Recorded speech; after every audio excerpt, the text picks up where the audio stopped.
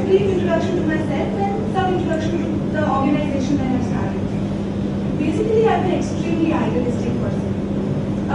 Anything that happens in the world, especially in India, if anything goes wrong, I don't know, I feel extremely guilty.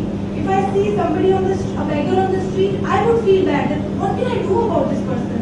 Why is this person so, unhappy or suffering if he or she is? That's my bent of mind, and that's how maybe I've been brought up. The school that I went to was like that. So that's the thought process I've had since childhood.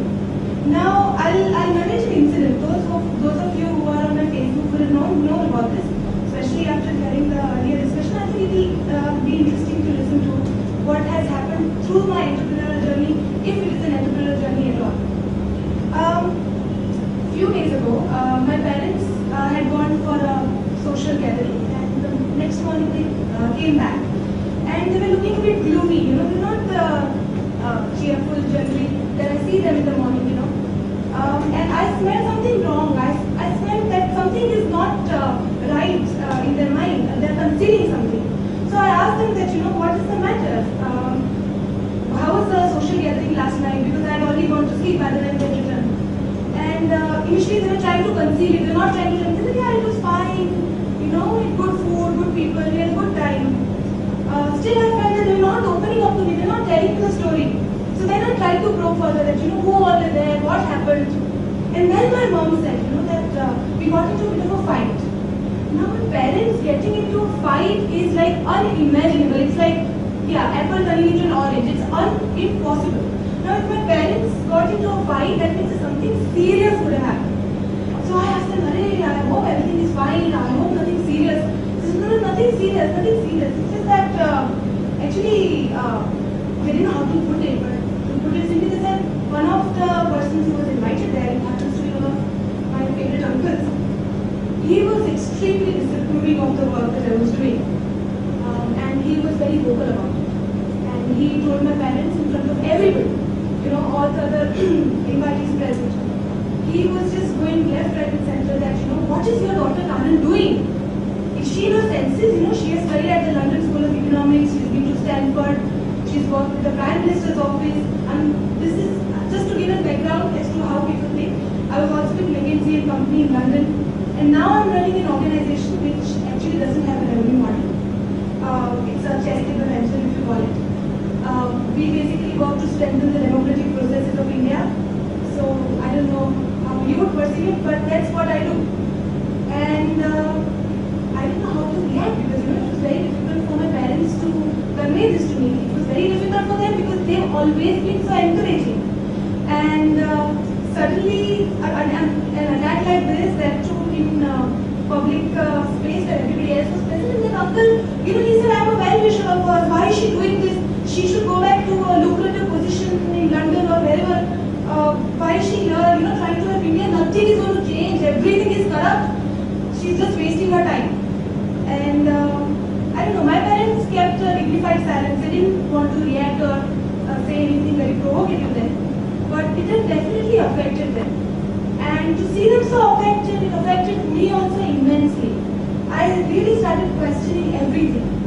That, what I'm doing, why I'm here. I'm a young person, I have all these opportunities. I should go back and I should, maybe what my uncle said was right. And it was a very, these kind of situations, these kind of, I don't know how to call it, but situations which really make you introspect in a more than one way, keep happening to maybe a social entrepreneur's life. And I think it's part and parcel of it, but the journey is not very easy. When you're trying to follow your passions, then maybe the strategy or the revenue model maybe slowly evolves. So after 1.5 to 2 years of doing what I'm doing right now, I've started thinking that the response that I've received or the encouragement that I've gotten from so many fields has been so overwhelming that there is definitely a need to scale this up further, or to have a revenue model, to professionally manage my organization, to set it up as an institution. So maybe these kind of thoughts are afterthoughts once you are following your passion. So when you are following your passion, strategy doesn't come very easily. That's what happened. That's what has happened in my case. Maybe I'm sure some of you to connect to it, some of you won't be able to connect to it. So that is my two cents to everybody who's present here, who's trying to be a social entrepreneur, that financial considerations, are extremely important. Of course, we all need money to survive in this world. That I had all the introspective thinking that I had vanished in a minute, because a young person who was excited about what he was doing, he was calling, and come all the way from Delhi, and he had come specially to meet me for the work that I'm doing here, was really, really encouraging. So I believe that there are ups and downs. And as I was saying earlier, if you have the luxury of experimenting with your thoughts and passion, then it is really, really worth it. Now, something about the organization and what basically I'm doing. As I said earlier, I'm a very sensitive person, so I really feel bad very easily and feel good also very easily.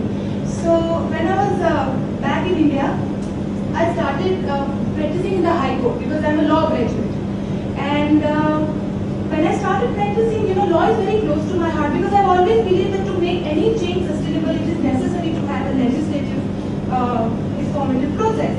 So I started practicing it every day, day after day. I was looking at people who would come to the High Court, and most of them, 90% of them would be poor people from across the state, And I would also see that 10-15% of the rich people who would be there to have corporate matters solved and things like that. And I would see a stark difference that those who were rich people who knew the celebrated lawyers or the judges also, for them it would be just a matter of couple of visits and their matter was solved, their work was done. But those who were poor people, for them to get justice was extremely difficult, I still feel extremely sad that, the visuals of the courts that poor people would never, for them to actually get a hearing was also a big ordeal. So then I felt very bad about it, and I asked myself that what am I doing about it? I'm a lawyer, I should try to help these people. So I went around the legal aid clinics and I talked to the judges as well. And what was most disillusioning was when I went and spoke to some very big lawyers or the judges, they said the same thing, that you should just go back and join a corporate office, don't try to meddle with this process. And that's when I decided that I need to start a platform for people like me who think in a similar way, who actually want to help. Because through my talks with people of my age, I could at least get a sense that a lot of people are interested in helping the country. I think times have turned. Young people are passionate about contributing to India in whatever way possible. So maybe I should try whatever I can do. So I started this platform to basically do research. Because through my exposure abroad, I have realized one thing, that research in anything is extremely important. If you are trying to get into a new venture, or if you are trying to understand the system properly, you have to do a thorough research in understanding the depth of the issue. So even to understand the Indian legal system or the political system that I want to contribute towards, I needed to understand the system well. So I called it Research Foundation for Governance in India, because ultimately I think all the governance systems in India really need a lot of reform. And I didn't know how this would turn out. It was just a crazy idea. It was basically born out of my compassion for the system, compassion for the poor people who needed justice. And I think when you want to do something genuinely for other people, universe does conspire and things happen one after the other. So I, told about this idea to a friend of mine, and he said, "Oh, Kanan, this is a great idea. I basically need this help with the website." I said, "I want one static page. I don't want to do anything right now. So just one static page, I'll register the domain name, and that's about it." So he said, "Okay, I'll definitely help you, but only on one condition." I said, "What?" He said, my condition is that I should be part of the organization. And that was a very great start. I think he made a wonderful website. A lot of people still come to me and said it's a good website that you've designed. So that's how the website got created. And then we were just looking about various systems, and it was election time, 2009 Lok Sabha election. So one day I meet a young chap, just my age, in Bombay for an electoral reforms conference that I was attending. He somehow came to know that I was from Ahmedabad in the same group. So I am from Ahmedabad. So we were looking for people in Ahmedabad for the Jagore campaign. Would you be interested? So I said, of course. Jagore is such a big campaign and they are approaching me. So wonderful. So I didn't have a team at that time. And I was from HL college, so I contacted some professors and students at HL after coming back from the conference. I said, I need some people to do the Jagore campaign. And everybody was ready. All the youngsters were so excited. Yes, definitely. And we had a team of about 20 people. And the short span of about 15 to 20 days, we registered 8,000 people in Ahmedabad for the Jaguaring campaign. We went to schools, colleges, we collaborated with so many NGOs. Lot of people are doing good work, and it's not that if you are part of an NGO or if you are starting your own social entrepreneurship that there is no money. Money is there. How will all these people be surviving otherwise? So that's how the foundation took a strong bearing. And at that time also I was not full time. I was still practicing. I was doing some consulting assignments. And then one day eChai contacted me, and they said there's a lot of international people want to come and work for you. And that was quite startling that all these people from abroad also. And I said yes, of course, this is a great opportunity. So since last 1.5 years that we've started accepting interns, we've had people from about 15 countries who've come all the way on voluntary basis and who have worked for my organization. Some of the issues that we've taken up have been inner party democracy, so looking at how political parties work. Basically, we looked at 3 basic things in management of political parties. One is what is the role and responsibility of members. Secondly, how they give tickets for running elections. And third is how they select their office bearers, so general secretary, president, and things like that. So for this, we contacted about 40 political parties from across the world. We've created a research paper. We contacted all the political big-wigs in India and in Gujarat, and we had a very nice, release of the report as well. So it was very well covered in the media, and a lot of change has happened since then because we've been in touch with young NSUI and ABVP Karyakas, and they were like, we want to do something. So they've also joined the movement with us. So basically, as I was giving an example, one of our basic work that we do is research. So to understand the system well. Inner party democracy is just one example. We've also worked a lot with the registry of the High Court. We've tried to understand how young people can be encouraged to join litigation. So if you know any law graduates, generally law graduates are very interested in joining the corporate law office because of course they pay well and not everybody can afford the luxury of going through the tough process of arguing law. And I faced difficulties, of course, and I wanted to understand what is the role and responsibility of a young lawyer practicing in High Court or lower court in India. So we did a survey in 6 cities, and we found startling statistics that if you're a practicing lawyer, you will not get paid for the first couple of years. And in our survey results, about 47% of those interviewed did not get paid for the first 3 years. Only, I think, about 7% got paid more than 8,000 rupees per month. And even from the national law schools, which are, very celebrated 5-year law colleges, only 3% ended up joining litigation, and out of that, 92% had family backgrounds. So you can imagine what a clique it is. And when the legal system is such a big clique, the consequences are obvious. It takes 20-25 years to solve a case.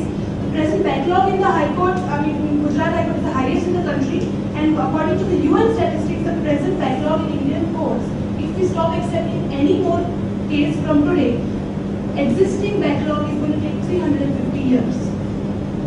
So imagine this is the kind of statistics that we are dealing with, and that is one of our research projects, and we continue to take it up further on that. In fact, yesterday only I met some people from the law ministry, and they appreciated the work that we have done. They in fact said that we've quoted your research in several government commissions reports as well. So I think that's a very good achievement for a young organization which has been around for only 1.5 to 2 years.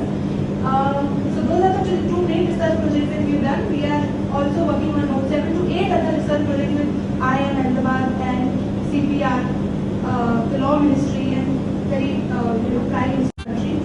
And second main activity that we do is to spread awareness. We have public debates. We go in schools and colleges and tell youngsters about their basic rights, duties, constitution, citizenship, in a very fun way, because young school children want to understand these tough things, but in a simpler case study, storytelling way, and the teachers and principals also really appreciate. We have movie screenings, and some of you have also participated in our activities as well, who would know the kind of work that we are trying to do with the the objective of reforming legal and political systems of India.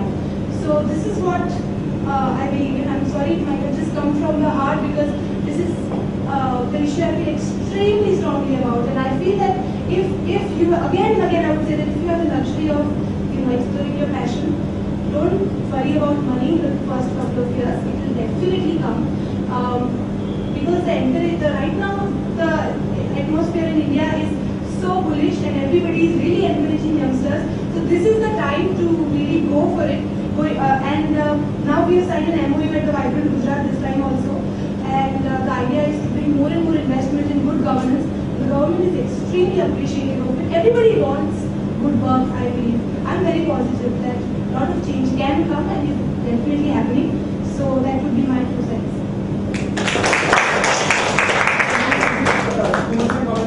Which part of the visa that you tried out? So far, but we've received a lot of requests to start it up in Bombay, Delhi. So hopefully we'll scale it up. But right now my objective is to set this up as an institution, professionally managed, and with a strong revenue model. Because so far I've followed my passion and I know that this is workable. So now, yes, want to spread it, but right now vertically and then also. So you do it in the cities, like say for example, like Mehsana or Palanpur. So like if you get Oregon, would you be able to scale it up? Yes, because we have everything ready. We have all the materials because we've been doing it so far, right? The need is now to just give it to dedicated people who will take it up. So definitely possible. Civil lines, we have a youth empowerment program wherein we go to schools and colleges. Basically, the target audience is 8 से 12 के बच्चे, from 8 to 12. Wherein if the youth empowerment program is such that first day would be a seminar and the next day would be a workshop. So we'd like someone from your side or you yourself would come down there and share in the workshop your experience or how you should actually take up the responsibility towards the society. More than glad. Thank you. you had certain ideas on promoting human entrepreneurship. So how you are planning to do it? Is it hard or I really want to. I really need your help with this. Such forums can surely at least throw up some ideas and we can work something in this direction. In fact, I really appreciate 4-3 because 3 young women have come together and they're trying to do excellent work. The women entrepreneurs that I've met generally, and I feel this is a great fresh start in that they want to do jewelry making or cooking, which are also very important things. And of course, it's a very women-like thing to do, which I also really appreciate. But something like this is so dynamic, and I think it should be appreciated. So I think together we can do something in this direction. Yes. आप बहुत दिल से बात करते हैं, आना पड़ेगा। Your heart comes out. Yes. अभी ये जो 350 साल में पूरा हो रही है, I have been thinking about a solution for this problem. I don't know how it can be inducted into the legal system. Maybe even college. If there is a penalty for a loser in the case, for a wrongful loser. So मैंने आप पे case किया और मैंने आप पे दूसरा case किया है, आप बच गए, मेरा केस खारिज हो गया। जब मेरा केस खारिज होता है तो उसको मुझे सजा मिलनी चाहिए। जितने भी केसेस चल रहे हैं उसमें से 50% उठा लो। Frivolous litigation. क्या? मैं ये कह रहा हूँ कि जितने भी केसेस दुनिया भर की कोर्ट में चल रहे हैं उसमें से आधे लोग सच्चे आधे लोग झूठे हैं, तभी तो झगड़ा हो रहा है। So if there is a penalty for wrongful litigation. So what about the fact when judge is also corrupt and judge gets money from one of the parties? तो आप लोग किसी सही से अगर शुरू करते हैं तो जैसे अगर मैंने किसी को हैरेस करने की केस किया हुआ है, then I'll start thinking about it. Because अगर लीगल सिस्टम ऐसा है हिंदुस्तान का कि मतलब आप बिना बात के अपने फंसा नहीं सकते, तो वो मेरा केस खारिज होने वाला है, लेकिन मैं उसको हैरेस कर रहा हूँ। ऐसे केस में अगर ये खारिज होने पर मुझे पेनल्टी हो जाती है, then I'll be fighting hesitant to file a suit like this. I think that's a great idea, sir. But so far what I've seen is that the stronger party has the best of the lawyers, they have the best of the resources to fight their cases. And I don't know how this wasted interest can be killed. But I completely agree that something has to be done for wrongful or frivolous litigation. Okay, the kind of platform that you have created, I think you can carry it from the so that if it is made literally उसका parliament में आपको उसका legislation पास कर दिया, क्योंकि frivolous litigation is criminal, आपको 3 दिन जाके जेल में काट के आ रहे हैं और कुछ सुनेगा ही नहीं है। Yes. So ideally the system is also like that. In the case in court, if you see there are 2 stages where the case is heard. First is the admission stage, and this is at the admission stage that exactly what you are saying is supposed to be happening. So the registrar or the court judge might say,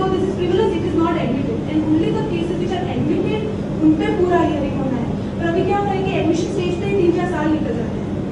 मैं live example मुझे किसी ने बता लिया था case में मेरे line check पर होगा इसका अमाउंट एक में साइन करवा दिया नोट्स करा दिया but 12 years I was fighting this case for 12 years right from lower court right up to the high court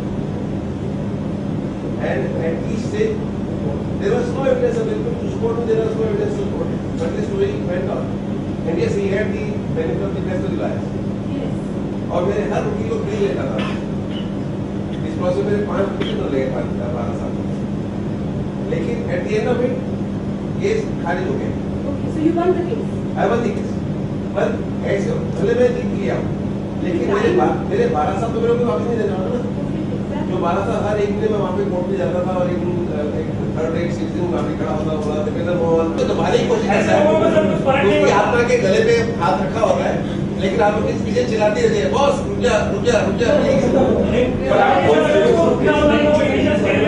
I think two things are really important. Two things I think are very important. One is a stronger moral fabric in the society. Generally, if everybody is morally sound and true to oneself, honest to oneself, I think lot of problems will automatically be solved. And secondly, on a practical level, good management. Even for the case, I mean, good management can actually solve a lot of existing problems in not even the legal system but all systems. So even for my organization, I feel that I also need to learn management to kind of scale it up further. So I think good management can solve a lot of problems. Yes. What are current revenue models and how you are Sustaining yourself. your revenue? Maybe we can make it paid. We can have a training course for one. We are already getting a lot of consulting assignments from the government. So I'm sure that if going further, we can actually start charging usual consulting rates. So I think, we already work so much with the registry of the court and all. And so far we've just done voluntary because we wanted to establish ourselves, our brand name, our credibility. Now, somewhat we are there, now we can start asking for a price. In fact, one of the projects that we did with a local organization, it is completely UN funded. And I've seen that UN has huge funding for good governance work in India. So I think it would be a very good platform to channelize that funding into actual good work.